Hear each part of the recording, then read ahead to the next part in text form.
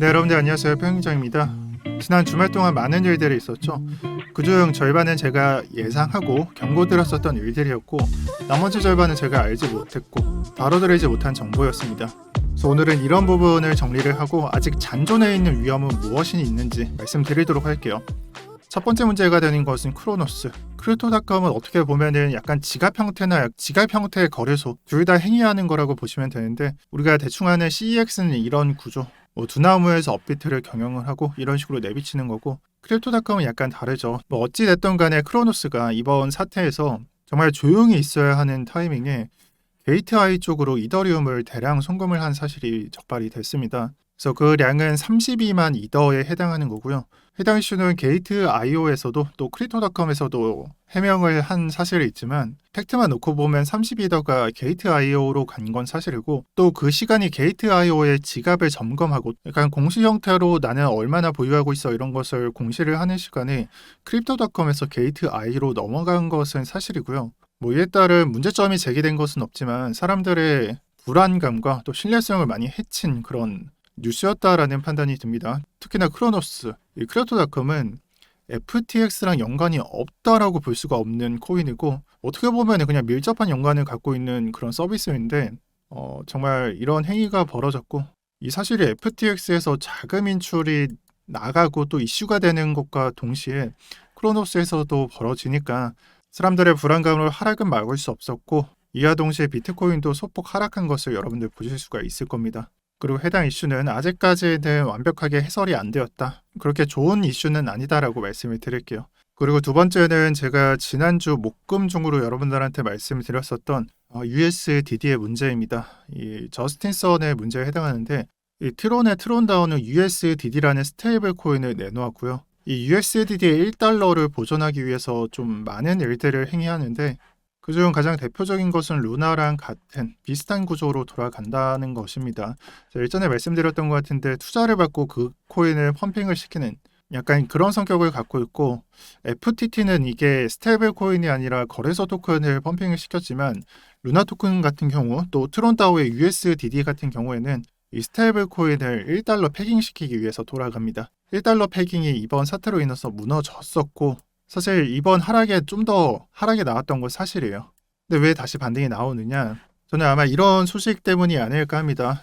창펑자오 바이낸스에서는 FTX를 약간 구제를 하겠다, 그러니까 IMF 같이 이 산업을 조성하고 구제금융을 펼치겠다라는 뜻을 내비쳤는데, 트론다오에서 이것을 나도 참여를 하고 싶다, 응원한다라는 식으로 답변을 했습니다.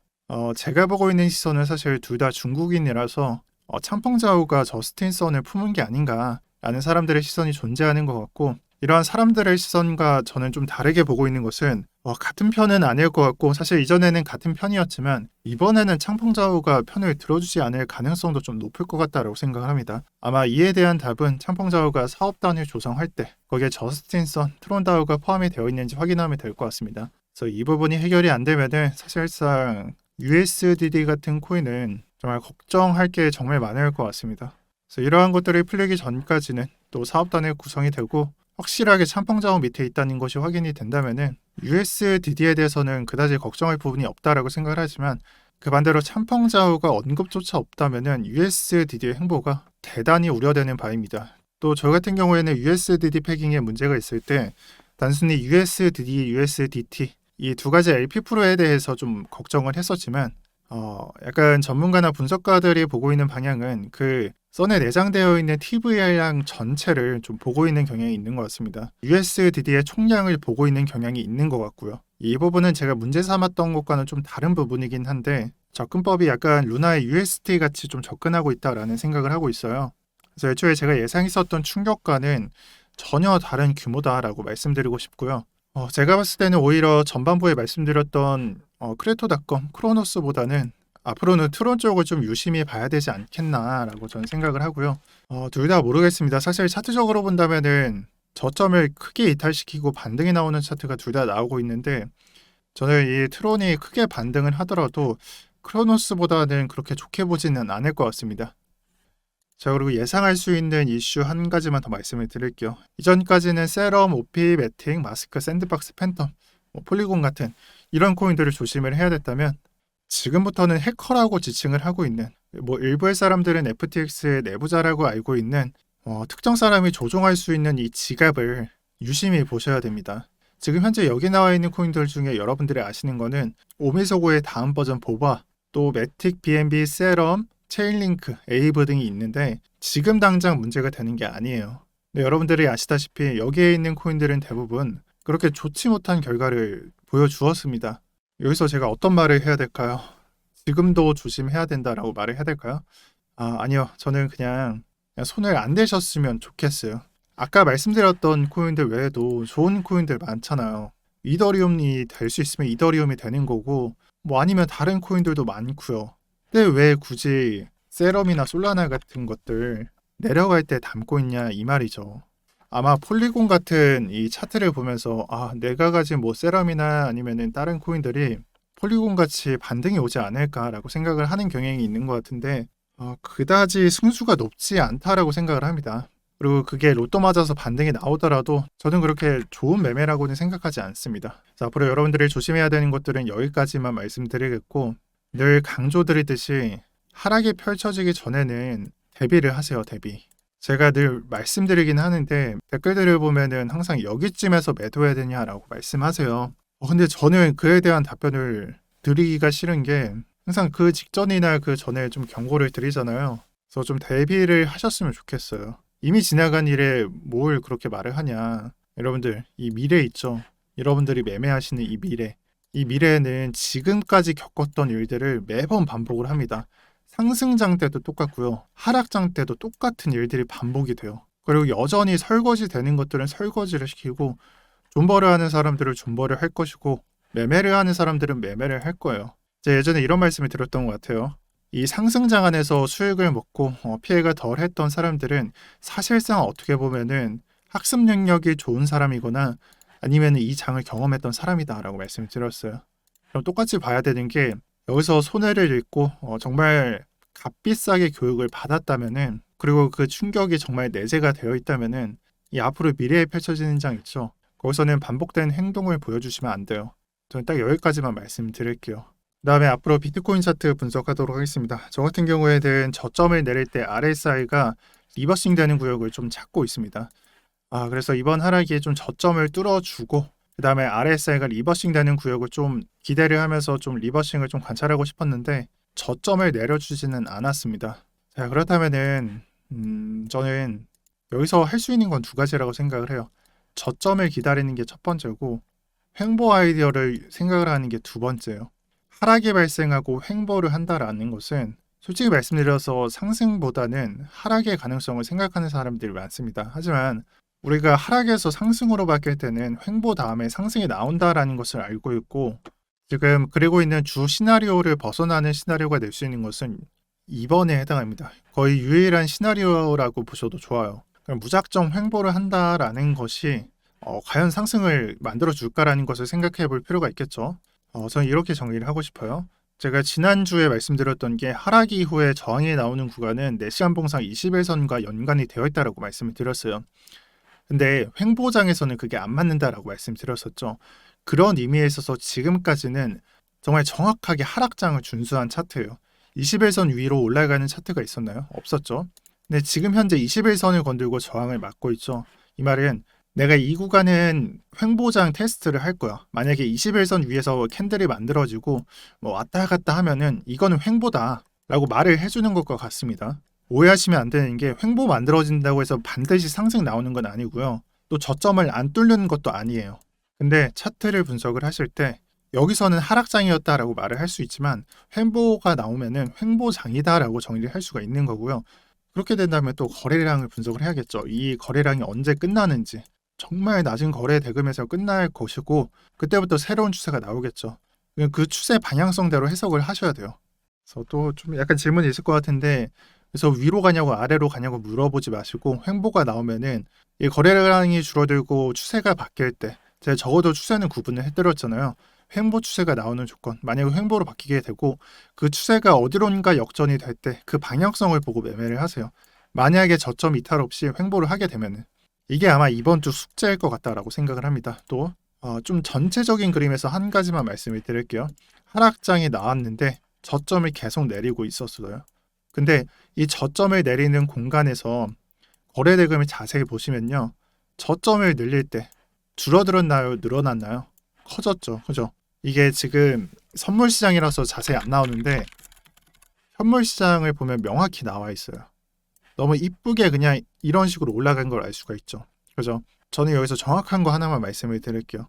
상승 추세가 줄어들 때는 거래 대금이 줄어드는 게 맞아요. 여기도 보시면은 거래 대금이 가장 최하일 때 상승장이 종료가 됐고 또 횡보장 안에서도 거래 대금이 가장 줄어들었을 때 추세가 바뀝니다. 그러면은 하락장은 어떻게 해설을 해야 되냐?